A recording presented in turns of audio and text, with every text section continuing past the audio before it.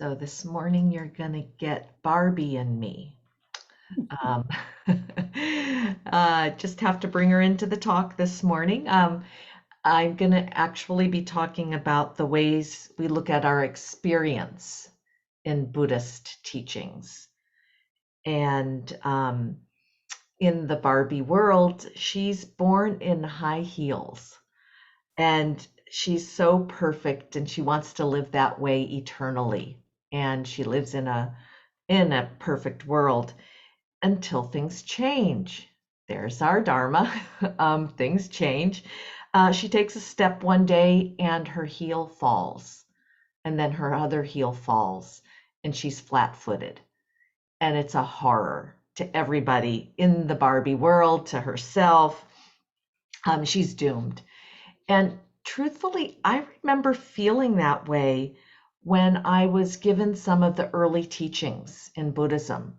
I felt like flat footed in the company of those who had high attainments or who aspired to really high teachings. And that there was really only two choices at that time, to be perfect or not. And again, that's kind of like Barbie's world. She's either perfect or she's not. In reflective meditation, we're trying to use meditation as a container to look at our experience as it happens after it happens. And that process gives us a window into our views, gives Barbie, if she is real or not, is debatable, into her views. And our views make up our reality. And we don't really have the expectation that you're going to find some of these high attainments and live in them forever. And we're not really expecting you to determine what's real or not. But it's hard not to take the meditation teachings and turn them into imperatives, into essential, urgent shoulds that we should find in our experience, and correct it. So early on, I was very sensitive. I learned the wrong views and the right views.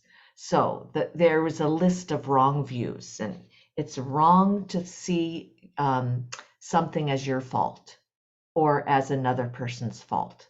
That's an erroneous view. It's wrong to think the universe is at fault, to blame the universe or God or something outside of yourself.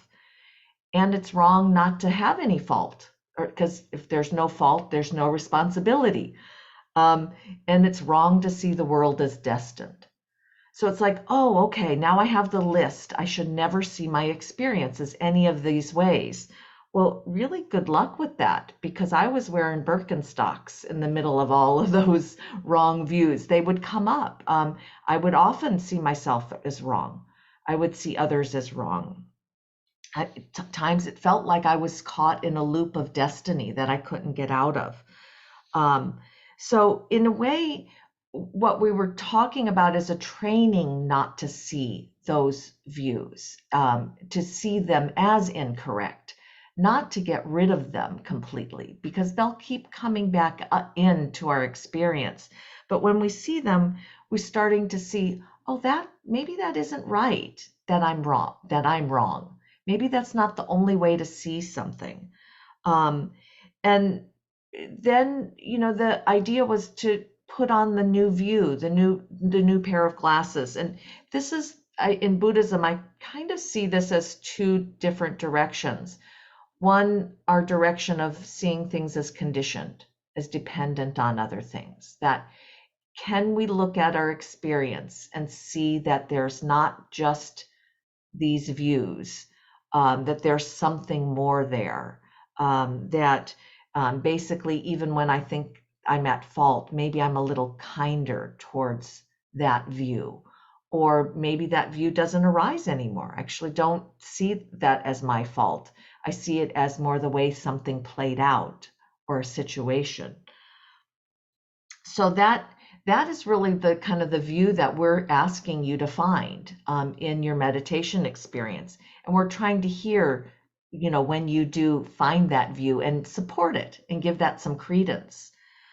But another way to see things is another teaching is that that our experience is unconditioned, that there's something beyond the conditions, that these conditions that we start to express or describe to ourselves, that there's really something more. There's something that we can transcend, get past this kind of dualistic way of thinking about something.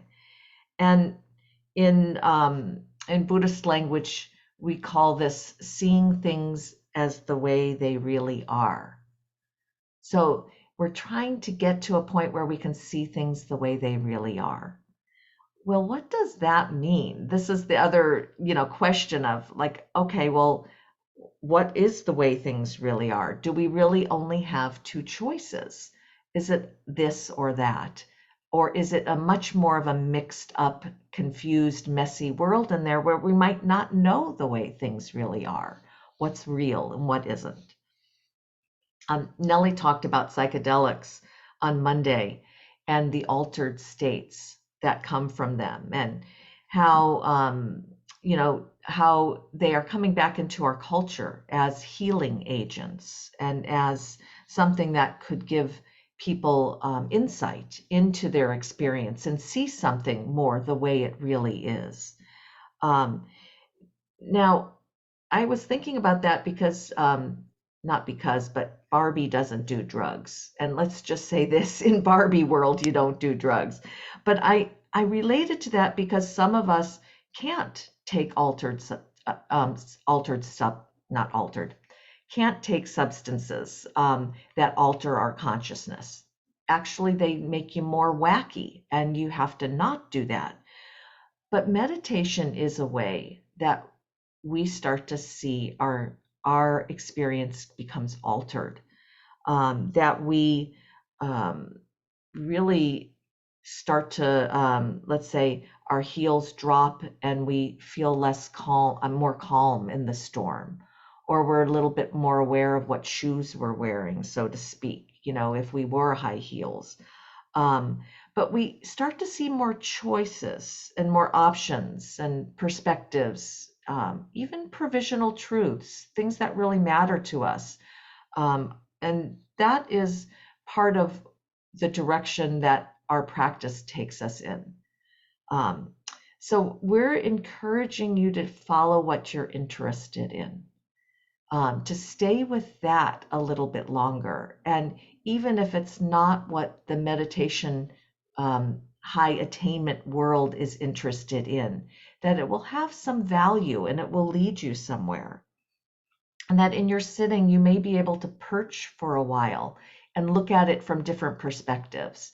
You may be able to downshift and have a different mode of seeing when you're with your experience, and that this takes some time, that things aren't always clear right away.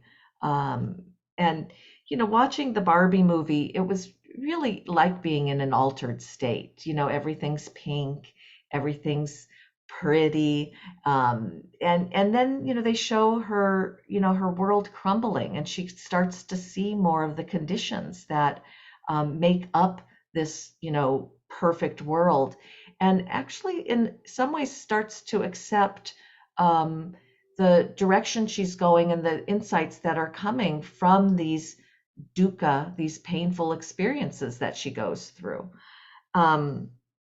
And I just had the thought, the way, this is not a spoiler alert, I don't think, and I don't know who's all going to see the movie, but she actually just wants to have an ordinary Barbie made. And in the movie, they actually make it. So this is the good news. It actually starts to be part of this perfect world, that ordinariness becomes more more valued. So may you value your ordinariness and sit with whatever comes up for you this morning. We'll have 30 minutes as usual for meditation, 10 minutes for reflection, and then 10 minutes for some conversations at the end.